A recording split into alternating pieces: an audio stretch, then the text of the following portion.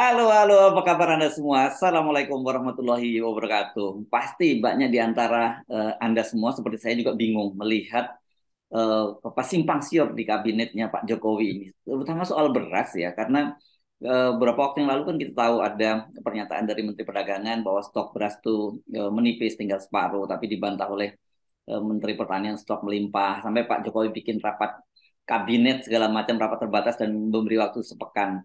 Dan Menteri Pertanian tetap bilang bahwa itu melimpah stoknya. Tapi belakangan kepala bulognya, itu yang artinya jaga gudang juga bilang bahwa itu tinggal 650 ribu ton. Nah, seperti apa sebenarnya apa yang terjadi? Saya ngobrol Anda dengan ngobrol seperti biasa dengan manusia merdeka yang biasanya ini juga petani juga ini. Ya, Bang Said itu ya, Anda kan petani juga ya.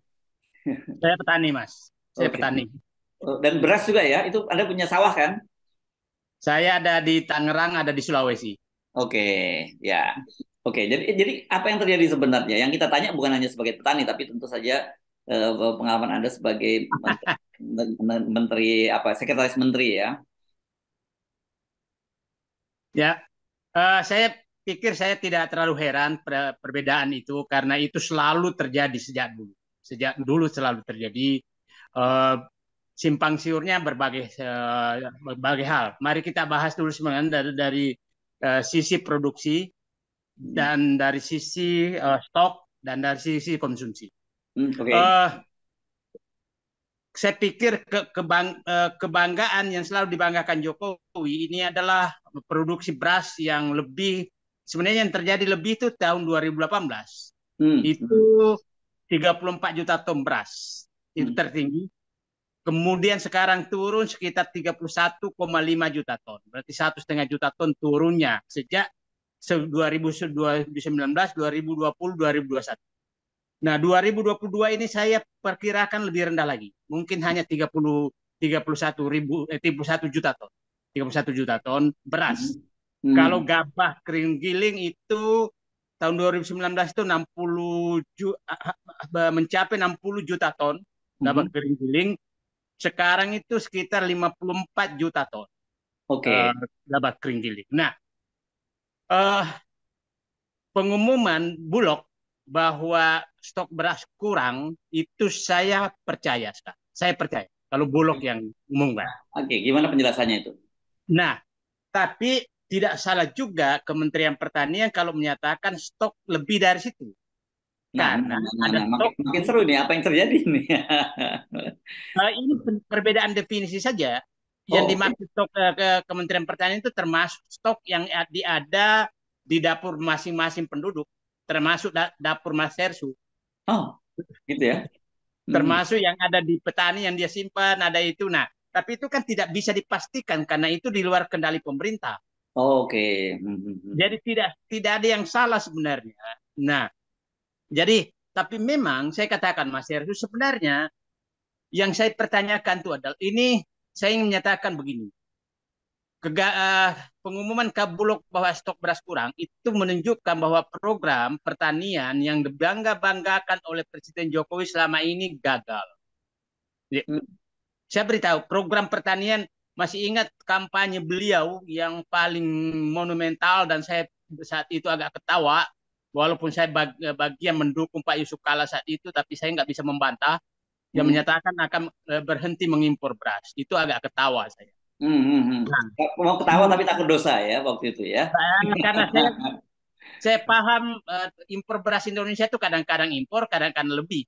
Nah, Hmm, beras di Indonesia itu hanya selalu lebihnya kira-kira 1 sampai 1,5 juta ton. Berarti hanya sekitar 5% dari hmm, produksi. Jadi sangat rawan, tidak bisa disatakan kita sudah aman karena hanya 1 sampai 1,5 juta ton.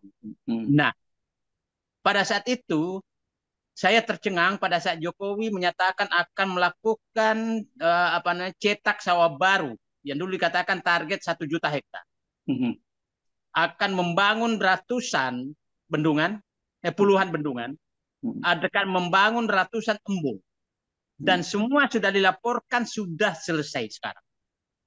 Ya, ya, ya, ya, ya, ya. Oke. Pertanyaan saya, kalau selesai berarti sudah ada tambahan sawah dong kira-kira minimal 1 juta hektar. Hmm, 1 juta hektar sawah itu sama dengan perluasan 2 juta panen, luas panen. Karena 1 juta hektar itu 2 kali panen, berarti Hmm. tambah 2 juta hektar. Hmm. 2 juta hektar itu sama dengan, karena luas panen sekarang itu sekitar 11 juta hektar. 11 juta hektar tambah 2 juta hektar berarti tambah 20%. Kalau tambah 20% berarti produksi padi kita, beras kita sekarang sekitar berarti 20%, sekitar 35 juta ton, 34-35 juta ton. Oke. Artinya kita sudah surplus. Hmm. Nah, tambah program food estate yang dibangga-banggakan. Food Menteri estate. Pertahanan ya. Menteri Pertahanan, Menteri Pertanian, kan ada beberapa tempat tuh food Oh, estate. oke. Hmm. Nah, hasilnya ini kemana semua? Nah, akhirnya kita bisa menarik kesimpulan bahwa pemerintahan Jokowi sudah berhasil membuang-buang uang untuk pembangunan pertanian tanpa hasil. Itu puluhan mungkin ratusan triliun karena tidak meningkatkan produksi. Ya, ya. Jadi kalau para buzzer membantah, Hmm. menyampaikan terus, kan selalu yang disampaikan sekarang sudah mencetak sawah baru sekian ratus ribu hektar, Hmm. mencetak bendungan sekian puluh bendungan, Hmm. mencetak embung sekian sekian ratus embung, membangun irigasi sekian panjangnya, tapi kok padinya nggak ada. Terus Hmm. kemana semua itu? Nah, Hmm. faktanya eh, produksi beras sekarang turun, Ya. produksi padi turun, produksi luas panen juga turun. Dari sekitar 12 juta ton, 12 juta hektar, sekarang sekitar 11, berkurang 300 ribu hektar. Apa Harusnya, penjelasannya jadinya? kenapa? Apa penjelasannya kok bisa seperti itu? Ya mungkin para buzzer bisa cari penjelasan sekarang. Oke. Ya, ya. Penjelasannya Hmm. bahwa proyek itu bohong-bohongan. Hmm. Ya kalau kalau ada kan pasti terjadi. Hmm. Ya kan pasti pasti peningkatan produksi. Nah, jadi sekarang ini ada anomali cuaca dan macam-macam, dan saya pikir saya mendukung sekarang Bulog menyiapkan untuk mengimpor beras. Saya mendukung karena ini agak was-was saya untuk Gitu. cadangan. Ya, begini Mas, kenapa saya percaya kalau Bulog sudah menyatakan harus impor? Karena ini Bulog tuh setiap mengimpor itu menjadi beban dia. Oh, gimana gimana ceritanya kok Bulog Jadi bisa gini, jadi? Bulog ini kan tidak diberikan kadang tidak diberikan uang dari pemerintah, dia mencari dana komersil. Hmm. Dana komersil, kemudian dia beli, kemudian harus menjual di bawah HET. Nah, Oke. sementara harga beras dunia kan lagi tinggi-tingginya. Kenapa? Hmm. Karena rupiah lagi rendah, lagi lemah. Nah, saya nggak tahu. Nah, apalagi terjadi HET yang HET. Tapi saya melihat sekarang harga beras juga naik. Jadi kemungkinan juga ada margin dari Bulog kalau dia beli sekarang, dia impor sekarang. Tapi Bulog berdagang beras untuk impor itu risikonya tinggi sekali. Nah, itu problemnya. Mungkin juga Bulog melihat sekarang karena ini kan ini biasanya panen ini pengadaan panen sekarang itu di November Desember itu kan biasanya pengadaan uh, bukan panen raya tapi panen kedua itu berkurang itu Jana, sehingga Bulog udah was-was sepertinya rakyat sudah menahan beras mereka itu Oke. Mas. Ya, nah, ini kalau rekomendasi untuk impor tuh bukannya dari pertanian dan kemudian eksekusinya di Departemen Perdagangan Bang Said itu, atau Bulog bisa langsung mengimpor sendiri? Tidak bisa, itu memang rekomendasi Kementerian Pertanian, Hmm. kemudian dieksekusi Kementerian Perdagangan, Hmm. dan baru Kementerian Perdagangan disinilah biasanya wilayah abu-abunya. Nah, itu dia maksud saya poinnya kan di situ biasanya orang kan selalu bicara kalau kuota impor tuh pasti ada urusan urusan hengki-pengkinya kan gitu. Nah, saya buka aja lah. Jadi tidak Ya. tidak ada yang bebas hengki-pengki walaupun Hmm. diimpor Bulog atau diimpor swasta. Tapi kalau Hmm. diimpor Bulog, ruang hengki-pengkinya masih agak agak bisa dikendalikan di Indonesia, tapi Hmm. di luar negeri tidak. Hmm. Ya, Hmm. tapi Maksudnya gimana kalau maksudnya? swasta dua-duanya di Indonesia bisa hengki-pengki, di luar negeri bisa hengki-pengki. Nah, disitulah peran Menteri Perdagangan kemana kuota impor ini diberikan. Hmm. Nah itu adalah sangat subjektif, sangat subjektif. Jadi dia kasih swasta dia bisa cari alasan, dia kasih ke Bulog semua dia biasa kasih alasan. Nah, tapi saya katakan di Bulog jangan juga menyatakan bahwa bebas hengki-pengki. Nggak bisa. Karena begini, pasar beras di dunia itu sangat-sangat terbatas. Kalau sudah tahu bahwa Indonesia mau impor beras, maka menjadi sangat sempit. Karena kira-kira pasar beras di dunia yang bisa diperdagangkan, Mas Heris, bisa diperdagangkan itu hanya mungkin 3 sampai 5 juta ton setahun. Kalau Indonesia sudah membeli 2 juta ton, maka itu pasar dunia langsung goncang. Mana aja Dan tuh ya? Suplainya dari mana itu ya kalau beras itu? biasanya Vietnam, Thailand gitu. Nah, karena ada beras India tapi nggak cocok. Beda berasnya. Di Timur Tengah juga nggak cocok. Jadi hanya Vietnam, sekarang Burma sama Thailand itu yang paling paling banyak. Nah, Cina nggak cocok berasnya, nggak pas dengan kita. Nah, sekarang pada saat itu biasanya makelar beras di Indonesia sudah langsung menghubungi produsen beras di dunia. Nah, hati-hati di beras ini. Beras ini berbagai kualitasnya ada. Jadi contoh begini, beras yang panen musim lalu berarti kualitasnya kan turun, Mas Hersu kan. Nah, biasanya mungkin tinggal 10 hari atau 1 bulan sebelum panen berikutnya, maka diobrallah beras itu.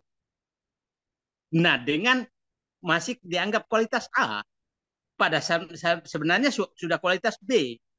Nah, dibeli oleh Bulog mungkin atau importir itu harga kualitas A, tapi Ah, sebenarnya makelar belinya ke ya. apa namanya ke pemilik beras sana itu kualitas B. Itu Kontes B. sebenarnya Oh, begitu permainan. besar ya? Itu selisihnya gede dari situ aja ya? Wah besar, mah besar. Coba aja lah kalau umpamanya 1 juta ton, 1 juta ton itu 1 miliar kilogram. Ya, 1 miliar kilogram. 1 miliar kilogram. Kalau umpamanya Rp200 saja bedanya, 200 miliar. maka 200 miliar. Oh, gila ya. Nah, tapi nggak mungkin 200, bisa 1.000, Mas. Oh Nah, ya? iya, Oh, oh, bisa oh, oh, 1.000. oh, oh, oh, oh, oh, oh, oh. 2 Paham. triliun. Eh, 2 triliun Anda nggak ini macam-macam, belum margin loh ya. mm. Itu hanya apa? Dan tidak salah karena dokumennya semua kualitas A, tapi pas nyampe ke Indonesia udah kualitas B gitu. Mm. Nah, gitu Mas Terjun. Nah, berbagai hal seperti itu terjadi. Mm. Oke, nah, kalau gitu kita balik lagi. Bagaimana kemudian terjadi eh, kesimpangsiuran seperti ini dan kemudian Presiden sendiri memberi waktu sampai satu 1 pekan waktu itu ya kalau sidang kabinet dan kemudian terjadi masih terus terjadi semacam ini kan artinya seharusnya kan segera diambil keputusan gitu kalau seperti itu. Ya, saya pikir beginilah. Karena Bapak Presiden ini adalah pertimbangannya politis melulu, Mhm. maka menterinya juga selalu hati-hati. Aha. Nah, apalagi sekarang politis kadang-kadang dicampur dengan kepentingan para oligarki. Jadi itu bikin pusing. Nah, Oke, pengambil kebijakan pusing apabila keinginan pimpinan tidak berdasarkan objektivitas kepentingan. ya. Tidak berdasarkan kepentingan rakyat. Ini kan bukan kepentingan politis dan kepentingan oligarki. Mhm, mhm, Nah, itu yang bikin pusing di bawah. Karena kalau dia ikuti itu maka bisa masuk penjara.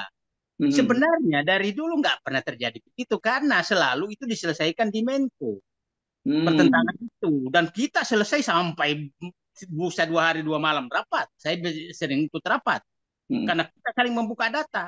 Presiden nggak mhm, perlu ikut. Nanti aja setelah ini lapor bahwa kita impor sekian dapat putusan begini, oke gitu. Nah, ya. saya takutnya begini Mas.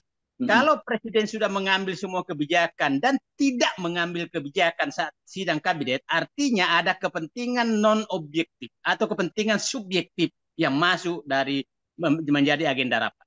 Saya yakin itu. Oke, sekarang saya tanya ini ya, dampaknya terhadap para petani kita. Itu apa kalau kemudian jadi impor? Karena petani kan sebenarnya dalam situasi begini mereka sedang menikmati dong harga naik berasnya. Saya agak menikmati harga sekarang sekitar 5.200 gabah kering panen per kilogram. Biasanya ada Hmm, naik Rp1.000, hmm, ada Rp800.000. Jadi itu cukup bagus. hmm, Nah, yang rawan adalah bahwa kalau terjadi kenaikan beras, maka itu inflasi langsung naik. Jadi oh, rakyat perkotaan akan menghadapi masalah karena inflasi naik. hmm, hmm, Pada hmm. saat inflasi naik, maka semua menjadi susah. Itu. Jadi ini kepentingan lagi lebih lebih besar. Jadi menurut Ya. saya yang penting jangan diimpor dan jangan langsung diperasarkan ke pasar, tapi masukkan gudang Bulog sebagai stok nasional. Oh, Gitu. jadi kalau itu semua masuk ke Bulog, stok nasional nggak akan berpengaruh terhadap harga beras di pasaran ya? Ya, Ya. Oke. karena begini, Bulog kan kira-kira butuh tambahan sekitar 700 juta ton untuk cadangan beras pemerintah. Hmm. Cadangan beras 1,2 ya pemerintah kalau itu nggak tidak salah boleh mereka itu dijual. rata-rata satu Hmm. koma dua kalau aman tuh cadangan beras pemerintah itu ya.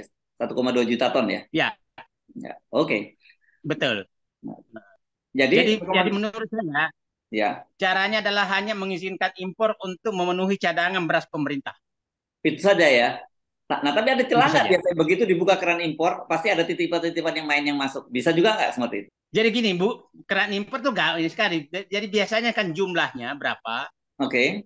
kemudian siapa yang ditugaskan. Itu clear kok. Jadi menurut Oh. saya kalau mau objektif betul, mengimpor sekian jumlahnya, Mm-mm. paling lambat tanggal sekian masuk supaya jangan masuk pada saat panen Mhm.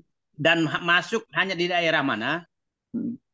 kemudian siapa pelaksananya. Itu sebenarnya ya. Ya. Nggak ribet. Nggak ribet. Oke. Baik. Kalau objektif.